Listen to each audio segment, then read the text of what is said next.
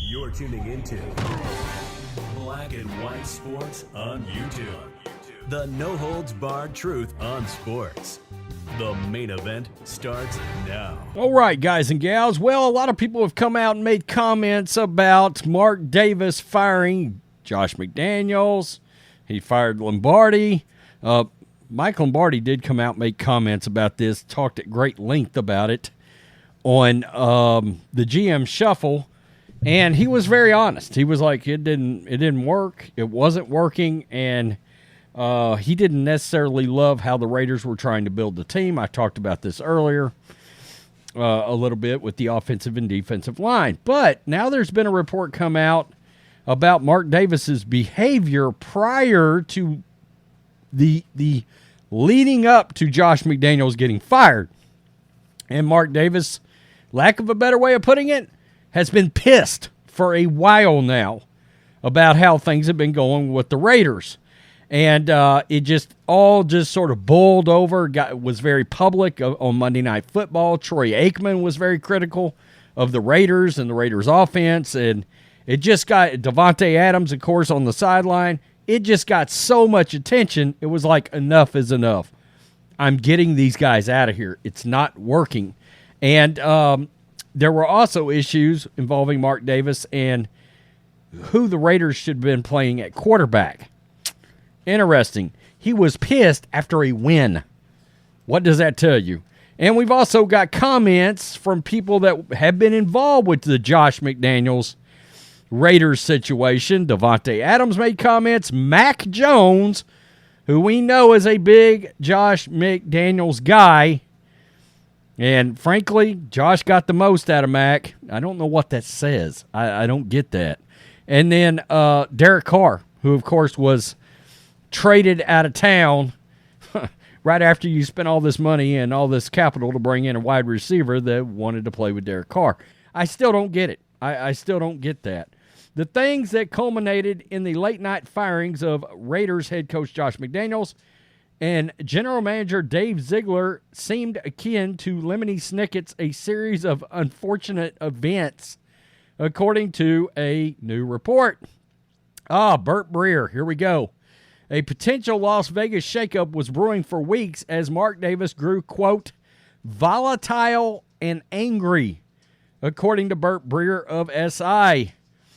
Albert Breer, as you guys know him. Burt Breer painted a picture of an organization from both an ownership and player standpoint that was not happy. And Monday night's loss to the Lions was a breaking point. Signs of trouble began as early as week 5 during a win. He was losing his shit during a win over the Patriots. Davis was angry following a win, according to reports, which caught attention of coaches and scouts and created an uneasy feeling. Oh, so Josh McDaniels and them became aware that Davis was pissed. Interesting. That feeling continued the following week when McDaniels made the disastrous decision to start Brian Hoyer instead of rookie Aiden O'Connell against the woeful Bears. I absolutely did not understand the decision. I didn't. I was like, you've got to find out if that kid can play quarterback. If you're going to start somebody when Jimmy Garoppolo's out, it's got to be Aiden O'Connell. And as we know, he's now a starter. That may be by Mark Davis's request, but you get the point. Back issues kept Jimmy Garoppolo out of the lineup, and in McDaniels' mind, Hoyer could give them a cleaner game, especially with the Bears starting rookie Tyson Bagent under center. But quite the opposite happened as Hoyer was picked off twice and pulled from a 30-12 defeat after his second interception. Days later, McDaniels held a meeting to allow players to voice their thoughts as the Raiders sat at 3-4. What he had hoped was a constructive meeting leading to more accountability, according to the report. It turned into, quote, an airing of grievances. Grievances that eventually made their way to Mark Davis when he met with players. After the firings, the organization named linebackers coach Antonio Pierce as the interim head coach and assistant general manager Champ Kelly as the interim GM. During the news conference Wednesday, Pierce said players hadn't been themselves over the last 2 weeks. Quote, "You can just sense as a team, you can feel a different aura in the building. You can feel the aura in the locker room and when you're around the guys." The Raiders will face both New York teams over the next 2 weeks, starting with the Giants and at home this Sunday. O'Connell will start as he's replaced Jimmy Garoppolo as the starting quarterback going forward. It's interesting. I mean, honestly, the Raiders got 2 winnable games here. Frankly, I mean, they've got 2 winnable games. So, I mean, they're not just completely out of things. And I know it seems like a train wreck right now, but, you know, they could turn it around in theory. So, we get to Davante Adams. Many people believe the other night was an obvious situation that in part played a role here. It was an open secret that Davante Adams wasn't happy with the recent direction of the Raiders. While he made it clear on Thursday he was not cheering the firing of head coach Josh McDaniels and GM Dave Ziegler earlier this week, Adams told reporters that something needed to change for a team currently in a 3-5 rut. Quote, "At this point, don't get it confused. It's not a celebration that we have a new coach and changes were made," Adams said, per The Athletic. "Obviously, I think it was time one way or another. It was time for some sort of change, just bring a little juice in, revitalize the team a little bit." That's not a good look. That's not a good look when a player says, yeah, it was time for a change. And you could tell Adams was not happy when Derek Carr got benched last year and everything that was going on involving his buddy, who he's very tight with. And I actually think, do you notice all the reports came out about Davante Adams is not getting traded from the Raiders? I have a theory that Josh McDaniels wanted to trade him. And Mark Davis stepped in and said, no, we're not trading Davante Adams. I think that's why all those reports came out publicly.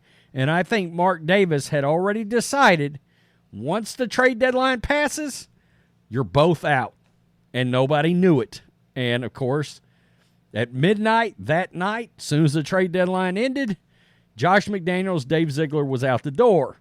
So we know Derek Carr played there last year before getting benched and then traded. He has come out and made some comments. New Orleans Saints Derek Carr worked with McDaniels in Vegas and commented that he can relate on how his previous head coach is feeling. Quote, "I've been through it. This business is so tough, we forget the human side of things," Carr said. "So my heart is for Josh and Dave and with my friends over there dealing with another change. I've lost count of how many coaches it was for me at that point." Carr, who played for 6 head coaches from 2014 to 2022 with the Raiders, noted that the firing can be difficult for the rest of the team as well. As someone who has gone through more than his fair share of coaching changes, he admitted the squad will have to focus on the task at hand rather than what happened. Yeah, and honestly, it wouldn't shock me if Dennis Allen's on his way out in New Orleans. So there's that. There's another change for those guys to go through, a new scheme to learn, a new philosophy. That's the thing that gets lost in a lot of this is you have to change your offensive scheme again. That is tough on any quarterback. I don't care if you're a veteran, and it's really tough on a first, second, third-year quarterback. That doesn't make it any easier as a player, but at the end of the day, nobody cares. You keep pushing. I wish Dave and Josh the best. As they know, I've told them I wish them the absolute best. So, to see it's hard, it breaks your heart for their families. The 32-year-old continued, at the end of the day, it's a business. They know that. They'll be fine. They'll move on. They'll have jobs in this league for sure. No doubt. No doubt. Josh McDaniels is getting another job. I know there's a lot of people that hope he does not, but he's going to be an offensive coordinator for somebody. That's just all there is to it. McDaniels' last run with the Patriots From 2012 to 2021, during which he saw the end of the Tom Brady era and was in charge of the offense when the Patriots drafted Mac Jones with the number 15 overall pick under the leadership of McDaniels. Jones landed a Pro Bowl spot in his first year in the league. Without McDaniels, it's been a different story for Mac Jones, who is struggling to find rhythm in the NFL.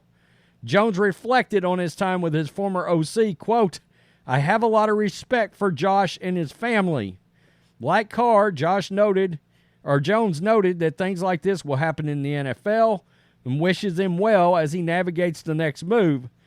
I suspect this is the next move that Mac Jones is going to be watching pretty close. Depending on who he ends up with, Josh McDaniels, I mean, there's a chance Mac Jones is going to be leaving New England at some point. I have had a great experience with him. Like you said, we have a good relationship. It's a tough part of the business. Like I said, I have a lot of respect for Josh and his family, what he's done for this place and all that too, so he's definitely thoughts are with him." And there was even speculation that Mac Jones was reaching out to Josh McDaniels last year during the season, and everybody remembers that very public embrace they had last year after that game, the big mess-up fumble game where it was a disaster at the end and the Raiders won. There was a big embrace, and Josh McDaniels sat and talked in Mac Jones's ear for like a minute straight after the game, and did so in a way where nobody could hear what he was saying. And a lot of speculation was he was telling Mac Jones, "You can play NFL quarterback in this league, but you got to hang in there," that kind of thing, blah, blah, blah, because Mac Jones was successful under Josh McDaniels. And so I don't know how that's going to turn out. Look, the one thing we know that will happen, I don't see Josh McDaniels ever getting another head coaching job again. There's something about after 18 months, 24 months, around 18 months, he just rubs the entire organization the wrong way. And the players end up, he can't resonate with them on an entire scope of the team. I don't know if there's issues with delegation and being able to find the right people around him, whatever it is. But he's toxic to a locker room as a head coach.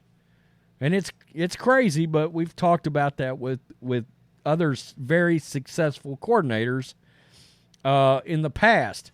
And, you know, a lot of fans can't stand Josh McDaniels. That's fine. I mean, but from an NFL perspective, as an OC, he's considered a top 4 OC in the league. Maybe a top 2. I mean, a lot of people will name Shanahan and McDaniels as the top 2. Andy Reid is a head coach, so is Shanahan. But you get the point. That's why McDaniels got the Colts job. That's why he got the Raiders job. It's because how he's viewed across the league as an offensive mind. I don't know. It's crazy. And this Mark Davis thing, isn't that weird? I mean, he was losing his crap weeks ago over this team, and he wasn't happy.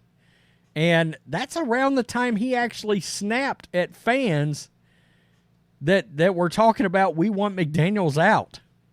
I got to admit. And there were rumors that McDaniels was told he would get at least through next season. You couldn't keep that going through next season. I mean, the fan base was losing it. And then your players started losing it publicly on national television. Can't happen. Tell me what you think. Peace. I'm out. Till next time. Thanks for watching the show. Be sure to like, comment, and subscribe. Be sure to tune in next time on Black and White Sports.